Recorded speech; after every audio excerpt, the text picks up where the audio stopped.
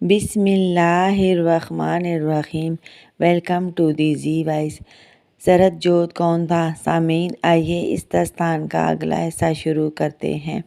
ये आर्मी वालों को क्या हो गया? बेला ने कहा। हाँ, लगता है पिंडाल में आने की जरूरत नहीं हो रही। समय ने रिमार्क्स दिए।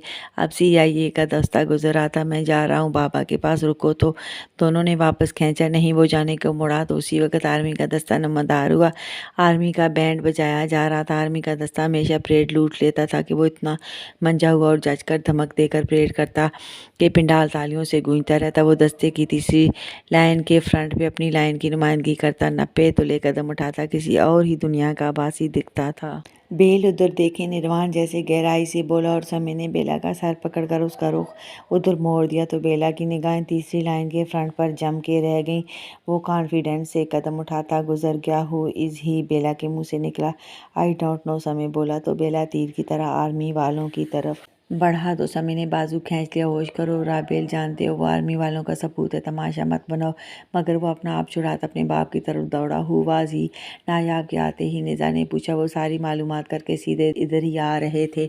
सरहद है, जलियान का पोता, नवजोत का बेटा और जिया का होने वाला शौहर। नायाब ने भी आज उसे पहली बार देखा था। ऊपर से बेला आ गया और धड़ाम से बाप की गोद में गिरा। बाबा हुआज ही? सरहद है, जलियान का पोता, नवजोत का बेटा, निज़ा ने दोहराया। बड़ा ही मनमोहन है, बड़ी ही दिलबरी है उसमें। निज़ा बेला के लहजे पर परेशान हो गया कि उसे खदशों ने सरहद को देखते ही घेर लिया था। बेला की बात पर वो और परेशान हो गया। चलो बेल, घर चलते हैं, मेरी तबीयत ठीक नहीं, निज़ा तेज़ी से बोला। वो अपने बेटे को जानता था, सो वो यहाँ कोई तमाशा नहीं बनाना चाहता था। बेला ने सर उठाया, मुंह पर हसरत बरस रही थी। निज़ा ने मुंह चूम लिया। सर, आप राबेल को तैयारे में सवार कराएं। बोन डिमल, निज़ा ने आवाज़ें दी, मगर वो यकटक बाप को देखे जा रहा था। बाबा, वो मुझे चाहिए। निज़ा का दिल उछलकर हलक में आ पड़ा। बेल, घर चल के बात करते हैं। नहीं बाबा, वो सिसकने को आया। मैंने कहा ना, बेल, घर चल के बैठ के बात करते हैं। निज़ा ने आपकी सख्ती से कहा। वो यहाँ कोई तमाशा नहीं बनाना चाहता था। बेला को तैयारे में डाला गया और वो आनन फानन पूना पहुँच गए। घर पहुँचते ही बेला के सब्र के पैमाने लबरेज हो गए। उसे यकीन ही ना आया कि वो कुएं से प्यासा लौट आया है। वो तो हत्थे से ही उखड़ गया और सारा घर तोड़ फोड़ के रख दिया कि वो मुझे हर हाल में चाहिए, मुझे ला के दें। आखिर बड़ा भाई बोन तप कर उठा और दोनों के रख दिया। उस पर कोई असर ना हुआ कि निज़ा के बेपनाह लाड प्यार में बेला इतना शिद्दत पसंद हो गया था कि जो मुँह से निकालता निज़ा पूरी करता। वतन ने जब देखा कि निज़ा लोग सब कुछ छोड़कर चले गए तो उन्हें बहुत फिक्र हुई। नायाब भी साथ ही चले गए थे, मगर वो तकरीब अधूरी छोड़कर ना आ सकते थे। फ़ोन किया तो फ़ोन कोई नहीं उठा रहा था। आप देख रहे हैं सर, नायाब मेरे बेटे की हालत, कुछ भी करें, कोई उपाय करें, मुझसे बेल की ये हालत देखी नहीं जाती। निज़ा बेचैनी से नायाब से कह रहा था। निज़ा मेरे भाई, तुम जानते हो वो कौन है? आर्मी का सपूत। उनके कानों में भी ये बात पड़ गई तो वो बम्बारमेंट कर देंगे हम पर। और प्रिंस का तुम्हें पता है, प्रिंस की दहशत पूरे इंडिया पर बैठी हुई है। डैड ने कहा है प्रिंस से कतराया करो। नायाब परेशानी से कहने लगे, मुझे नहीं पता, आप कुछ करें। उसने मैरी को फ़ोन करके सारी बात बताई तो वो बोली, निज़ा, सबको समझाना मुमकिन था मगर तुम्हें समझाना नामुमकिन था। तो बेल की भी वही बात है, उसका ट्रांसफ़र एयरफोर्स में करवाने के बारे में सोचा जा सकता है। निज़ा ने नायाब को बताया। ये क्या कह रहे हो तुम? ऐसा कभी पहले हुआ है एक फोर्स से दूसरी फोर्स में ट्रांसफ़र हो जाए? तो आप भी सुन रहे हैं वो क्या कह रहा है। वो उसे उठा के ले आएगा, फिर हमारी वो जंग चढ़ेगी। नायाब अंकल, अगर पहले एक फोर्स से दूसरी फोर्स में तबादला नहीं हुआ तो कानून की कोई नई शिक भी निकाली जा सकती है। आपके बोन ने कहा, नहीं, ऐसा नहीं हो सकता। निज़ा, तू उसे समझा। क्या समझाऊँ? कि वो जो कह रहा है मैं उसे पूरा नहीं कर सकता। क्यों समझाऊँ? मेरा लाल है, दूर से मेरे लिए आया है और मैं उसकी फरमाइश पूरी ना कर सकूँ तो लानत है मुझ पर। 4-5 घंटों से आपने कोई हौसले वाली बात की है। ये नहीं हो सकता, वो नहीं हो सकता।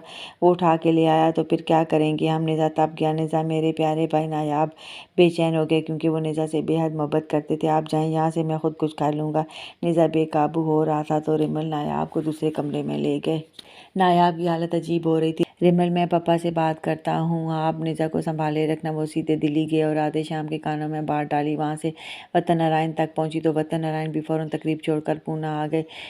निज़ा, ये क्या कह रहे हो तुम? पहले ऐसा हुआ है कभी? ज़ाहिरा उनके होश उड़ गए थे। ये सुनकर के सरहद बेला को पसंद आ गया और उसका आर्मी से ट्रांसफ़र होना चाहिए। निज़ा कुछ ना बोला। हाँ, नायाब की ओट में हो गया था। बेला की चीखों पुकार से क़यामत का समा था। वतन नारायण कहाँ तक बर्दाश्त करते, डांग उठा लिया और बेला को मार मार के धुनक डाला। सूर के बच्चे, तूने हमें बड़ा तंग किया हुआ है, सारे इंडिया की जवानियाँ पी गया और अभी तक तेरी हवस नहीं भरी।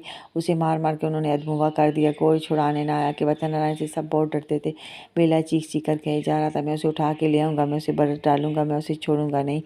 वतन नारायण सर पकड़ के बैठ गए। वो निज़ा को कोसने देने लगे, निज़ाम तुझे कितना समझाते थे, इसे मत बिगाड़, इसकी हर जायज़ नाजायज़ ख्वाहिश मत पूरी कर। वही हुआ ना, जिसे देखता है कहता है चाहिए, हम बूढ़े हो गए या अनाथ हैं, कहाँ से इसकी ख्वाहिशें पूरी करें। वो अपने आप में बोल रहे थे। सब उनकी बातें सुनकर रोने को आए। दूसरे कमरे से कभी कभी बेला की धमकियों की आवाज़ें आती और कभी उसके भी कोसने की। आज मेरे दादा ने मेरे बाप को आग ना किया होता तो अब तक सरत मेरी झोली में होता। रात गुजर गई। निज़ा ने बेला फुसलाकर बेला को मद्रास भेज दिया। वो चारों नाचार इस आस पर चला गया कि कार्रवाई शुरू की जाएगी। वतन नारायण दिन को हनुमानगढ़ खुद गए और किशन से मिले और उसे सारी बात बताई और निज़ा की तजवीज़ भी बताई।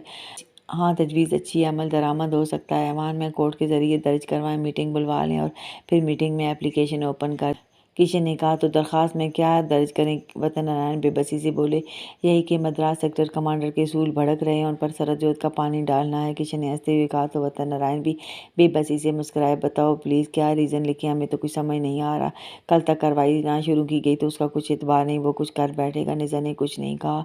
नहीं, उसने नहीं बताया। किशन सोचता रहा, तबादला ख्याल होता रहा। मेरे ख्याल में आप मैरी से पूछ लें, वो बेहतरीन तजवीज़ दे सकती है। किशन ने राय दी। वतन नारायण ने इत्तफाक किया कि मैरी बहुत ज़हीन और हिकमत से बात करती थी। मैरी ने दरख्वास्त का पैटर्न तैयार किया कि मद्रास सेक्टर में एक प्रोजेक्ट पे काम हो रहा है तो उसमें सरहद की मदद दरकार है, इसलिए उसे कुछ अरसे के लिए एयरफोर्स में लाए जाने की अपील की जाती है। बेला ने पढ़ा तो भड़क उठा, मगर मैरी ने समझाया कि एक बार उसे आ लेने दो, फिर हम उसे फांस लेंगे और जाने नहीं देंगे।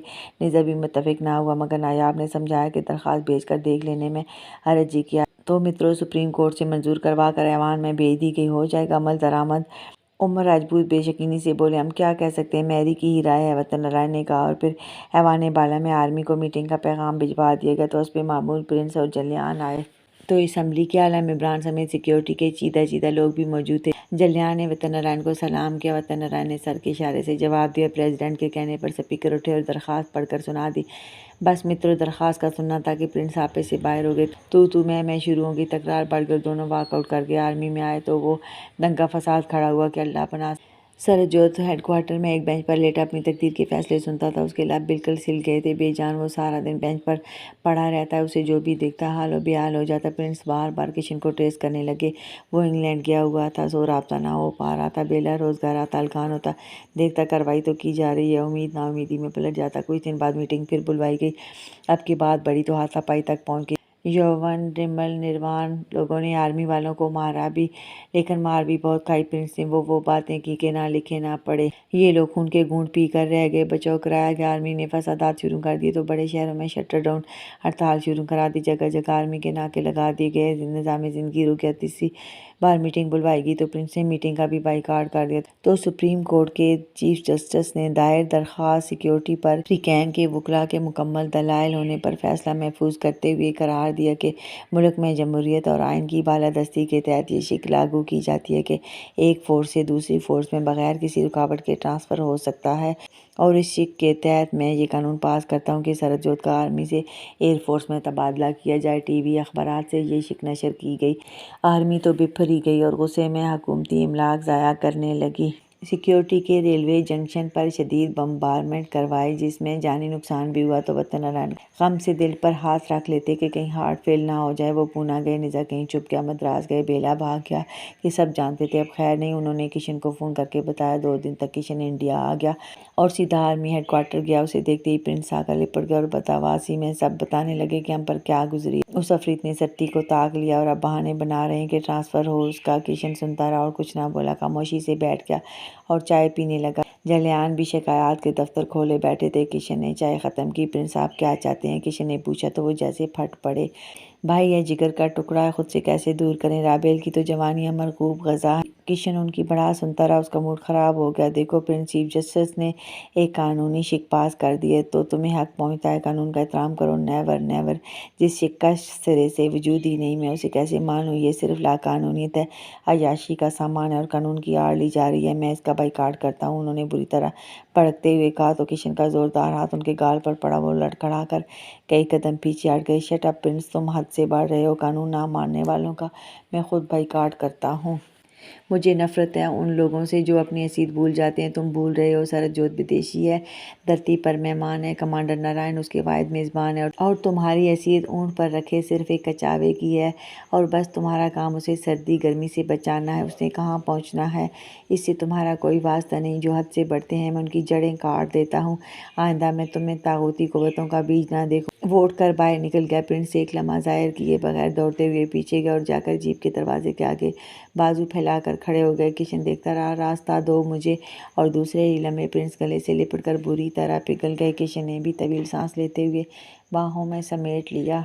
प्रिंस बुरी तरह लरज रहे थे। प्रिंस को इस तरह ढेरी डह होते देखकर आर्मी अफसरान बिला वजह हाय बदवाएं देने लगे। सिक्योरिटी वालों को और एयरफोर्स को किशन ने गले से अलग किया। आंसू पूंजे मुंह चूम लिया। वो नाजुक है, कोमल बदन है, स्वीट हार्ट है। तो किशन ने उनके विरद करते होंठों पर होंठ रख दिए। मंजर बदला। निज़ा तुम्हें पता है प्रिंस ट्रांसफ़र पर दान मांग रहे हैं। नायाब ने लेटे हुए निज़ा के बालों में उंगलियां फेरते हुए कहा। निज़ा कुछ ना बोला। निज़ा बताओ ना दान कौन अदा करेगा? वो प्यार से इसरार करने लगे। उज्जवल के डैड अदा करेंगे और कौन करेगा? 40 सालों से हमसे टैक्स वसूल कर रहे हैं, इतना सा दान भी नहीं दे सकते। वो बेनियाजी से बोला। निज़ा इतना सा दान है? तुम्हें पता है प्रिंस कितना दान मांग रहे हैं? और मुझे जानना भी नहीं। निज़ा ने करवट बदल लिया। आपने बात की है निज़ा से? वो क्या कहता है? दान अदा कर रहा है? वतन नारायण ने नायाब से पूछा। वो बात ही नहीं सुनता, कहता है खुद अदा करें। हम कहाँ से अदा करें? आप जाकर उसे समझाएं। डैड वो लड़ता है आगे से। नायाब बेबसी से बोले। वतन नारायण कुछ सोचते रहे, फिर खुद पूना गए। निज़ा ने साफ जवाब दिया कि एक पैसा भी नहीं। प्रोडक्शन दान कर दे तो फिर मक्खियाँ मारें बैठ कर। इंस्टीट्यूट दे दे तो खाएंगे क्या? लिद खाएंगे। वो भुनाकर बोला। वतन नारायण भी शर्मिंदा हो गया। ऐसा रूखा है, बेला भी कमा रहा है। उन्होंने दे थप्पड़ जड़ा। बेला कमा रहा है, तनख्वाह देखिए उसकी। इससे तो बेहतर है मजदूरी पे दिहाड़ियाँ लगाए तो कई गुना कमा ले। तो हम कहाँ से लाएं? हमारे पास तो इन दिनों चूल्हा भी नहीं जलता कि आर्मी ने जो नुकसान किया वो बमुश्किल पूरा होगा। निज़ा सिरे से हिला तलक हो गया। वो घर आए सोचते रहे। फिर किशन को फ़ोन किया। किशन तुम्हें पता है प्रिंस ने दान मांगा है सरबजोत का? I know. वो बेध्यानी से बोला। तो फिर तुमने क्या सोचा है? वो कुछ रुक कर बोले। मैं क्या सोचूंगा? यही सोच रहा हूँ अखिल निर्मल के खर्चे पूरे करने के लिए आइंदा आड़ुओं की रेडी लगाया करूँ। उसका सीधा साधा और रूखा जवाब कि इन तिलों में तेल नहीं, कोशिश बेकार है। वो फ़ोन रखे सोचते रहे। और फिर डियर मैम शगुफ्ता अजीब ही हो गया। मुल्क भर में गुर्बत मकाओ मुहिम शुरू हो गई। बैनर छप गए। सिक्योरिटी, एयरफोर्स, पुलिस स्कूलों कॉलेजों और जगह जगह जाकर चंदा इकट्ठा करने लगी। मुल्क भर में चैरिटी शोज़ कराए जाने लगे। सर्कस मेले शुरू हो गए। आर्मी वाले हैरान कि हुकूमत को क्या हो गया है। आर्मी ने भी चंदा दिया। पैसा इकट्ठा होने लगा और ढेर लग गया। वतन नारायण, मरियम, रिवर्स, राधे श्याम, सुनील, निंदा जी सारा दिन पैसे गिनते और लिखते रहते। घर की ख़ानदान की औरतें भी देहातों में कस्बों में जा जाकर चंदा इकट्ठा करती और मित्रों पूरे 30 दिन ये मुहिम जारी रही। तो वतन नारायण के सामने 17 करोड़ की एक बड़ी रकम पड़ी थी। सरबजोत की उम्र 17 साल थी और प्रिंस ने उसका दान 17 करोड़ मांगा था। उजाले अपनी यादों के हमारे साथ रहने दो, न जाने किस गली में ज़िंदगी की शाम हो जाए।